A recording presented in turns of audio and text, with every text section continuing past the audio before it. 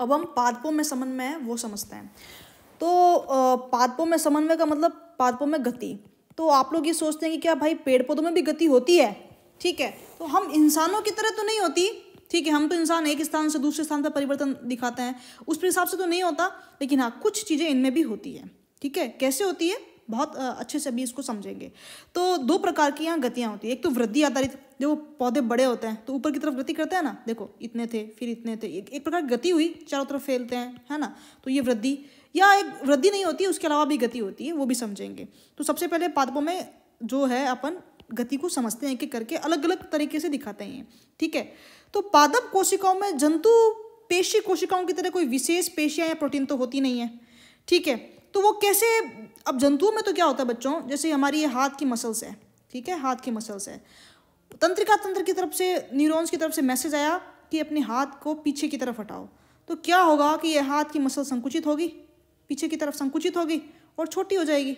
छोटी हो जाएगी मतलब छोटी नहीं हो जाएगी, संकुचित हो जाएगी, मेरा कहने का मतलब है। तो हाथ क्या हो जाएगा, मुड़ जाएगा, हाथ क्या जाएगा, मुड़ जाएगा, फ्लेक्सिबल हो जाएगी।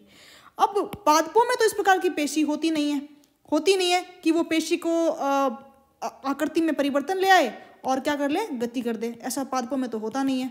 तो फिर पादपों में क्या होता है कि वो जल की मात्रा में, जैसे पादप की पत्ती है, पादप की ये पत्ती है, उसमें जल है, ठीक है। अब वो जल की मात्रा, जल है तो ये पूरी पत्ती क्या है, एकदम पूरी तरीके से फैली हुई है या ये फूली हुई है। अब वो क्या करेगी, मान लीजिए जैसे छुई मुई का पौधा है, आपने नाम तो सुना होगा छुई मुई का पौधा।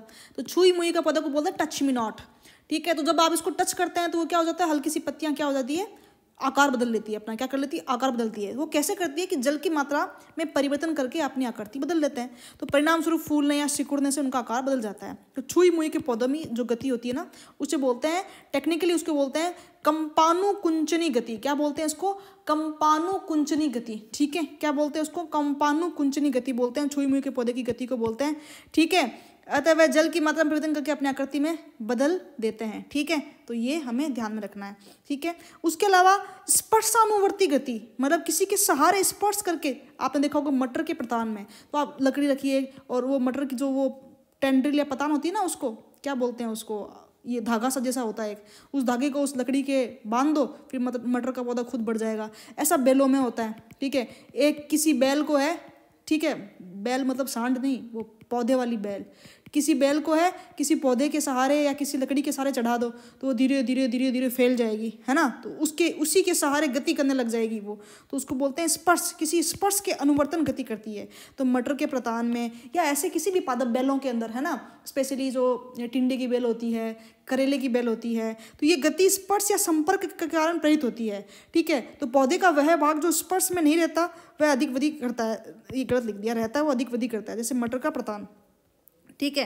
तो मटर के पौधों की तरह कुछ पादप दूसरे पादप या बाढ़ पर प्रतान की सहायता से ऊपर चढ़ते हैं ना, बहुत सारी बेलें होती है ना। ये प्रतान स्पर्श के लिए संवेदनशील होती है, अगर उसको लकड़ी के सहारे स्पर्श दे दिया जाए तो ये किसी के क्या करती है, संपर्क करती है और अपनी तीव्रता से क्या करती है, वृद्धि करती है। तो इसको बोलते हैं स्पर्शानुवर्तन गति। तो हमने क्या पढ़ा कि पादपों में गति पढ़ रहे थे, तो जंतुओं की तरह पादपों में पेशी नहीं होती, जंतुओं में तो मांसपेशी या पेशी होती है ना, तो बहुत अच्छे से बहुत प्रभावी गति होती है। तो पादपों में तो वो नहीं होती, इसलिए बहुत अच्छी है, बहुत प्रभावी गति नहीं होती, बहुत माइन्यूट चीज़ हम देख पाते हैं। तो फिर पादपों में गति किस वजह से होती है, तो जंतुओं में तो पेशी अपनी आकृति बदलती है तब गति होती है। पादपों में क्या होता है, पादपों में पादप का भाग अपनी जल की मात्रा में परिवर्तन करके खुद को फुला लेता है या संकुचित कर लेता है, वो थोड़ी बहुत गति आपको प्रेक्षित होती है, ठीक है। इसका सबसे बढ़िया एग्जाम्पल है कंपानुकुंचनी गति, मतलब थोड़ा बहुत आगे पीछे हो जाता है, ठीक है। किसमें, छुई मुई के पौधे में, टच मी नॉट, आप थोड़ा सा टच करेंगे तो वो पत्तियां क्या है, सरक सी जाएगी या सिकुड़ सी जाएगी। ये दूसरा स्पर्शानुवर्तन गति, किसी के सहारे टच करवा दो और फिर उसके आगे वो बढ़ता रहता है, आपने बैलों में देखा होगा, ठीक है। चाहे वो टिंडी की बेल हो या करेले की बेल हो, आप या मटर का जो प्रतान है उसको आप है किसी डंडे से या किसी पेड़ के सहारे बांध दो, है ना, या अमर बेल ले लो, है ना, फूलों की बेल ले लो, वो फिर उसके सहारे सारे सारे सारे बढ़ जाएगी, ठीक है। तो उसको बोलते हैं स्पर्शानुवर्तन गति, किसी के साथ स्पर्श करवा दो, किसी के साथ कॉन्टेक्ट करवा दो, फिर वो क्या करती है, उसके अनुवर्तन गति करने लग जाती है। उसके अलावा प्रकाश अनुवर्तन गति, ठीक है। प्रकाश अनुवर्तन गति मतलब जिस तरफ से प्रकाश आ रहा है, ठीक है, उसके अनुसार गति। तो ये दो प्रकार की हो सकती है, एक तो धनात्मक प्रकाश अनुवर्तन गति, ठीक है, एक होता है ऋणात्मक प्रकाश अनुवर्तन गति, ठीक है। धनात्मक प्रकाश अनुवर्तन गति कौन दिखाता है, तना दिखाता है। तना कैसे, आइए ये देखिए जमीन है, ठीक है। तो जमीन क्या में ऊपर तना होता है, ये तो आप जानते ही हो, ऊपर के भाग के पादप के ऊपर के भाग को तना कहते हैं, ठीक है, और नीचे के भागों को क्या कहते हैं, जड़ कहते हैं। तो ये तना कैसे बढ़ता है बच्चों, ऊपर की तरफ प्रकाश की तरफ बढ़ता है ना, तो उसको बोलते हैं तना प्रकाश की ओर गति करता है या धनात्मक प्रकाश अनुवर्तन गति। और जड़ देखो उल्टा गति करती है, नीचे की तरफ गति करती है ना, प्रकाश से दूर। प्रकाश तो यहाँ होता है, सूर्य यहाँ होता है, तो ऋणात्मक प्रकाश अनुवर्तन गति कौन दिखाता है, जड़ें। जड़ें प्रकाश से दूर गति करती है। अब गुरुत्वा अनुवर्तन गति, आप जानते हो गुरुत्वाकर्षण बल वह बल होता है जो सारी वस्तुओं को क्या करता है, नीचे की तरफ खींचता है, नीचे की तरफ खींचता है। तो ये धनात्मक गुरुत्वाकर्षण गति कौन करता है, जड़ें। जड़ें देखिए नीचे की तरफ गति करती है, तो ये क्या हो जाएगी, धनात्मक गुरुत्वानुवर्तन गति। लेकिन तना देखो गुरुत्वाकर्षण नीचे की तरफ खींचता है, लेकिन तना क्या करता है, ऊपर की तरफ जाता है, ऊपर की तरफ वृद्धि करता है, तो उसे बोलते हैं ऋणात्मक गुरुत्वानुवर्तन वृद्धि। एक होता है जलानुवर्तन, यानी जल के अनुसार, जल के अनुरूप गति, ठीक है।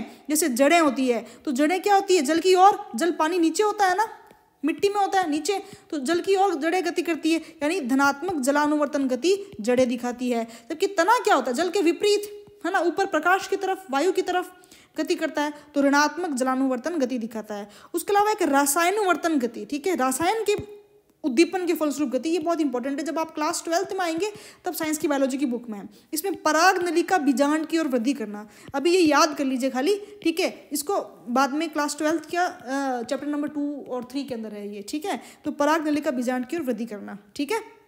उसके अलावा अपन पढ़ते हैं कि पादप में हार्मोन, ठीक है। तो अभी आप पादपों में गति याद कर लीजिए, नेक्स्ट क्लास में पादपों में हार्मोन करवा देंगे, ठीक है।